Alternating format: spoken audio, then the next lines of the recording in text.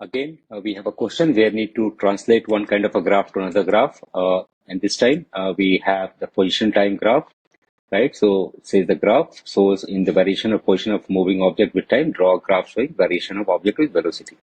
Okay, so we have to convert this graph, which is a position time graph, into a velocity time graph. Let's see how we can do it.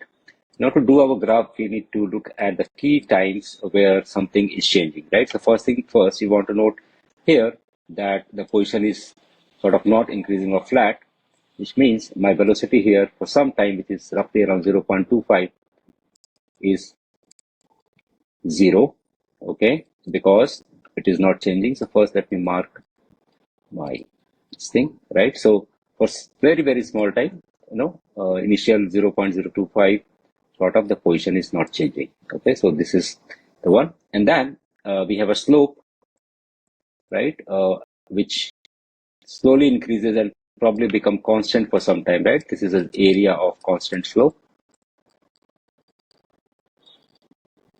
Okay, so the velocity keeps on increasing from here to here, roughly around 0.5, 0.75, and then becomes constant. So from here to here, I will let my velocity increase, and then around 0.75, it will become constant all the way to 1.25, right? So all the way to 1.25, it is a constant velocity, right? So it is going to be like that. Okay. From here, you can see that now the slope is turning inwards, right? Which means the slope is decreasing, and finally at t equal to 2, slope becomes flat, which means from there onwards, the velocity starts to decrease again, right? So it is going to decrease again all the way to 2. Okay, and this is our velocity time graph. Again, looking at this, the key points here, the starting velocity is 0. Why? Because the slope is flat. Okay, again, finally here, the velocity is 0. Why? Because the slope is flat. Here, we have a constant velocity.